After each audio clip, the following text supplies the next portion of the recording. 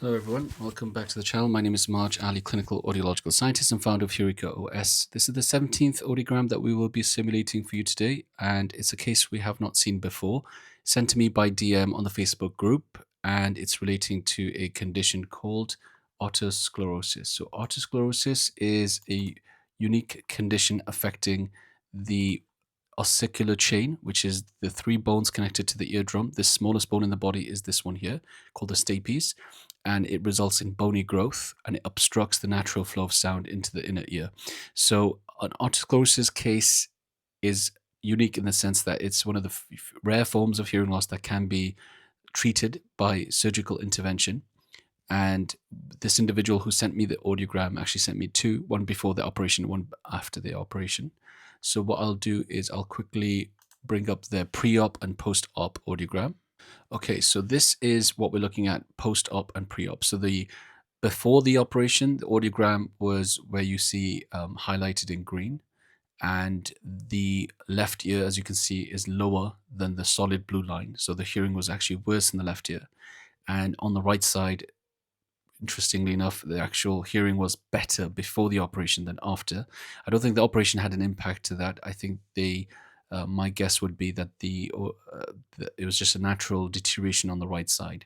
But what's interesting is at the moment, which is the latest audiogram, both ears are quite equivalent. The shape, pattern, and form of it is quite similar in both sides. So the audiograms were sent to me. I plotted them onto my own graph, and this is what we're looking at. And we're going to go straight into the simulation now. Okay, so we're back on to the hearing loss simulator mode. And what I would advise for people who are joining us for the first time is, in order to get the best out of these simulations, is to use an earphone. And if possible, go somewhere quiet where there's no distractions. If you don't have earphones, make sure to turn the volume up to the maximum. And the task that I would put before you is, when you hear the audio files, we start usually with a female voice, then a male voice, and then we sometimes go into music, is when we're looking at the audio files that relate to speech, that you do your utmost to understand what is being said. Ignore the automated subtitles or captions that you see at the bottom, and just focus on the sound. Maybe turn the screen away and just close your eyes and just try to focus on the words. Whatever amount of effort you're putting in to understand the speech is a slight window into how it would be like for somebody with this type of hearing loss. So this is where you'll get the most out of these videos. And it has been very, very positively received, both by people who have these hearing losses as well as their significant others.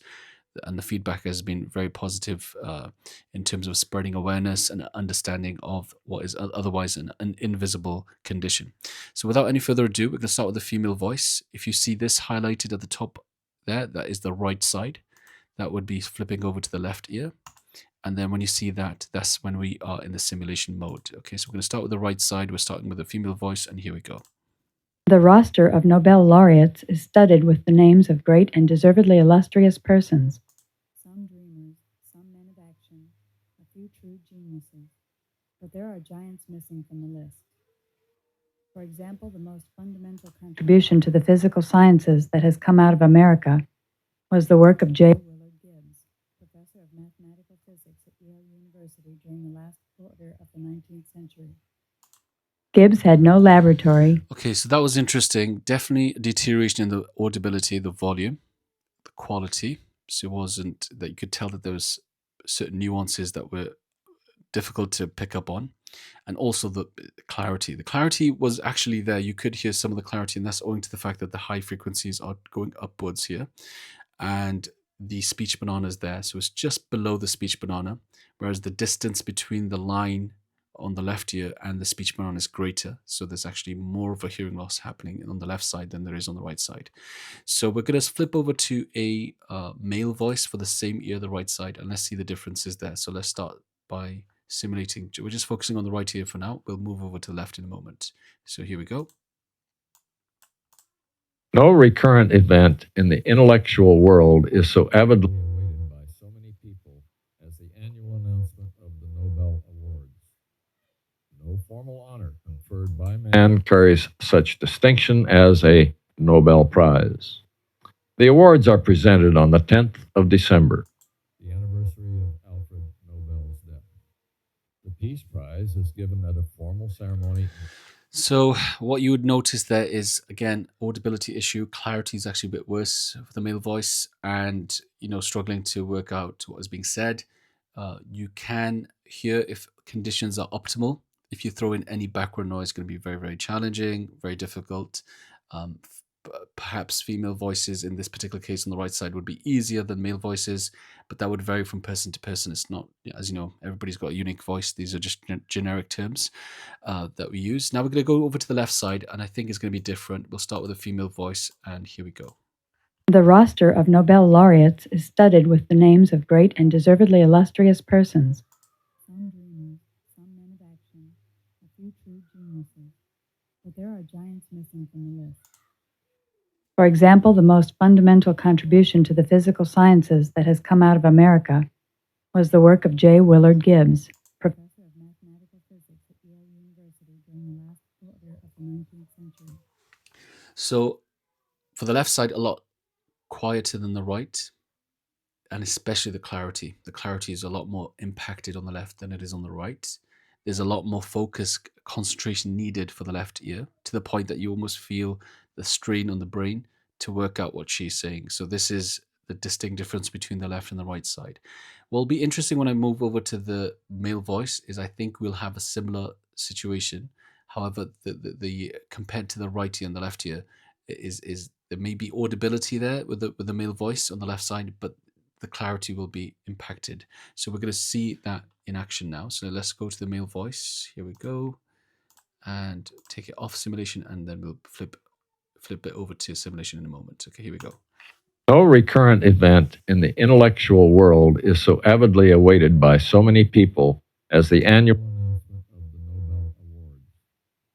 No formal honor conferred by man carries such distinction as a Nobel Prize.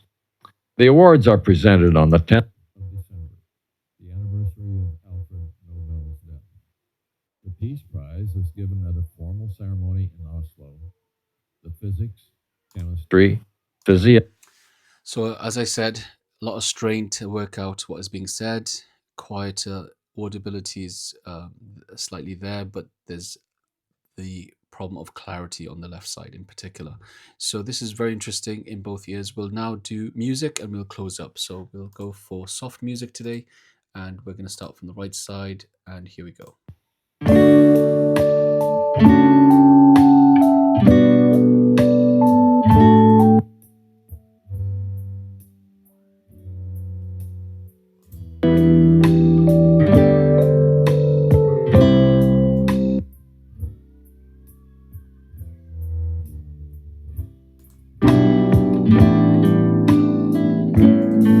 So, as I've mentioned before with music, when you simulate music with these hearing losses, it's as though some of the instruments are being taken away, and you just get the rhythm and a flat sound.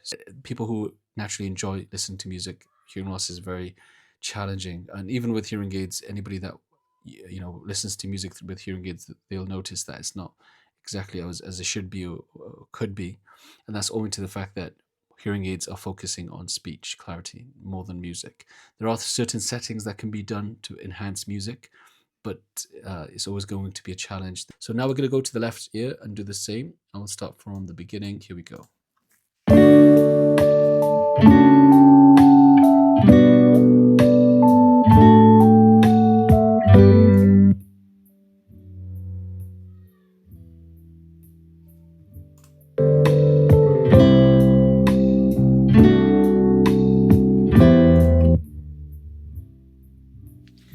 So what you notice there is just a murmur of the music on my end. I'm going to now flip between right and left while we're on simulation mode, so you can see the difference between right and left, but there is a difference. We'll start sort of from here. Let's take it off simulation. That's the right side. Left side.